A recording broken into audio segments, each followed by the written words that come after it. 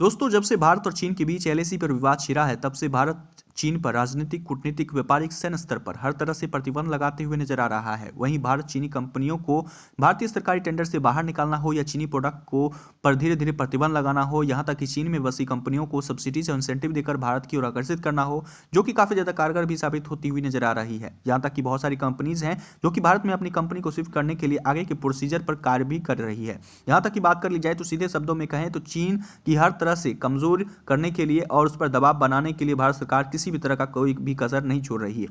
वहीं दोस्तों, दूसरी तरफ भारत सरकार अपने डिफेंस विभागों पर भी बल देती हुई नजर आ रही है और स्वदेशीकरण और भारत को आत्मनिर्भर बनाने के लिए भी हर तरह का प्रयास कर रही है। बात कर ली जाए तो हाल ही में भारत सरकार ने डिफेंस विभागों पर भी बल दिया है और तकरीबन 48,000 करोड़ रुपीस का इन्वेस्टमेंट किया है। जी हाँ, 48,000 करोड़ रुपए का इन्वेस्टमेंट किया है और वो भी भारतीय प्रोजेक्ट तेजस मार्क 1A के लिए। जी बात कर ली जाए तो तेजस मार्क 1A को हिंदुस्तान एरोनॉटिक्स लिमिटेड को यह प्रोजेक्ट दिया गया है, जिसमें वो तेजस मार्क 1A के तकरीबन 83 फाइटर जेट्स बना के देंगे, जिसमें से तकरीबन 73 जो फाइटर जेट्स होंगे और तकरीबन उसमें से 10 जो होंगे वो ट्रेनर जेट्स होंगे। हम बात करते हैं कि इस फाइटर जेट की खास बात क्या होने वाली है। सबसे पहली बात कर ली जाए तो इस फाइटर जेट्स के जो वर्जन पहले ही भारत के पास अवेलेबल हैं, उसके जितने भी स्पेयर पार्ट्स हैं वो तकरीबन 50% उसके spare parts made in India हैं और 50% किसी और कंट्रीज के पार्ट्स इस्तेमाल किए गए हैं। लेकिन भारत में ये जो तेजस का नया वर्जन लाया जा रहा है, तेजस मार्क 1A फाइटर जेट्स, इसके तकरीबन जितने भी कॉम्प्लेक्स इंजन के स्पेयर पार्ट्स होने वाले हैं उसको बढ़ाकर 60% कर दिया गया है।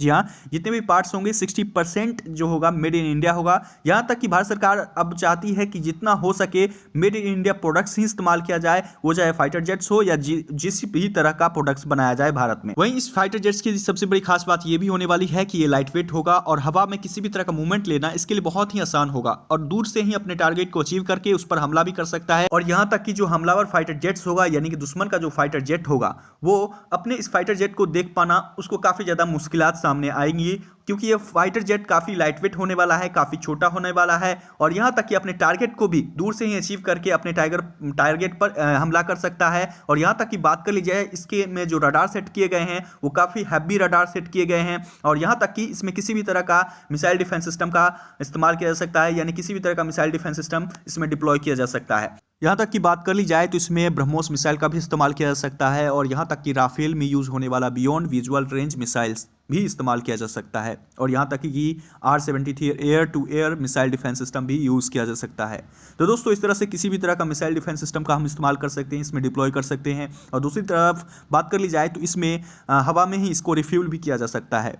वहीं दूसरी तरफ बात कर ली जाए तो कैपेसिटी की बात कर ली जाए तो ये कुछ खामी है, क्योंकि इसमें छोटा साइज होने की वजह से इसमें तेल जो है सो काफ़ी कम लाया जा सकता है, साइज छोटा होने की वजह से। लेकिन उसके लिए रिफिलिंग की सिस्टम दी जा चुकी है कि हवा में इसे रिफ्यूल कर दिया जाएगा। वहीं दूसरी तरफ बात कर ली जाए तो दोस्तों, ये काफ़ी वजन तक उठा सकता है, यानी कि 6,500 किलो से लेकर 13,000 किलो तक वजन की क्षमता उठा सकता है। वहीं दोस्तों, इसका कंपेरिजन पाकिस्तान और चाइना द्वारा बनाए गए JF-17 थंडर से किया जा रहा है। आपको ये जानकारी के लिए बता दें कि पाकिस्तान के पास जितने भी पुराने एयरक्राफ्ट थे या फाइटर जेट्स थे, उसके जो स्पेयर पार्ट्स हैं वो जिन देशों से उन्होंने उस फाइटर जेट्स को खरीदा था, उन्होंने उसके स्पेयर पार्ट्स देने से या बनाने से मना कर दिया है कि वो उसका आप रिपेयर नहीं कर सकते या ना ही उसका इंजन या उसके किसी भी तरह का उसमें बदलाव कर सकते हैं। तो दोस्तों, अब पाकिस्तान के पास ओनली वन सपोर्ट बचा है, वो है चाइना। जी हाँ, चाइना और पाकिस्तान के द्वारा बनाया गया JF-17 थंडर फाइटर जेट। जी हाँ, और उसका कंपेरिजन अब बात कर ली जाए तो पाकिस्तान की जो मीडिया है वो हमारे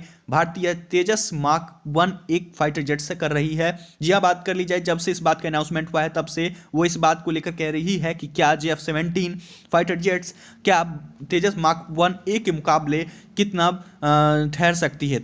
तो आपको जानकारी के लिए बता दें कि JF-17 थंडर का जो मैक्सिमम स्पीड है मार्क 1.6 है। वहीं बात कर ली जाए हमारा तेजस मार्क 1A का जो मैक्सिमम स्पीड होगा वो होगा मार्क 1.8। तो दोस्तों, इस तरह से हमारा तेजस स्पीड के मामले में JF-17 से आगे होने वाला है। वहीं दोस्तों, बात कर ली जाए तो वजन के मामले में भी काफ़ी छोटा होने के बावजूद भी वो 6,500 किलोग्राम से लेकर 13,000 किलोग्राम तक उठा सकता है। यहाँ तक कि JF-17 से वजन के मामले में भी काफ़ी ज़्यादा हैवी है और बात कर ली जाए काफ़ी आगे है। और यहाँ तक कि बात कर ली जाए दूसरी तरफ तो इसमें किसी भी तरह का एयर मिसाइल डिफेंस सिस्टम का हम इस्तेमाल कर सकते हैं, इसमें डिप्लॉय कर सकते हैं, बल्कि वो JF-17 में उतना ज़्यादा फंक्शन नहीं दिया गया है जितना ज़्यादा फंक्शन हमारे तेजस में होगा।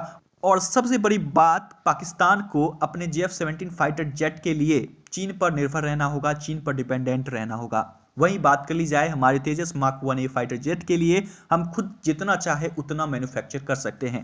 दोस्तों, जब से भारत सरकार की ये न्यूज़ सामने आई है तब से पाकिस्तान और चीन दोनों के होश उड़े हुए हैं। तो दोस्तों, आपको क्या कहना है हमारे LCA तेजस मार्क 1A फाइटर जेट को लेकर, इसकी खासियत को लेकर, और साथ ही साथ दोस्तों भारत सरकार की इस इन्वेस्टमेंट को लेकर नीचे कमेंट्स में अपनी ओपिनियन जरूर शेयर कीजिए। साथ ही दोस्तों, अगर आप इस चैनल पर नए विजिटर हैं तो इस चैनल को सब्सक्राइब कीजिए और चैनल के साथ बने रहिए।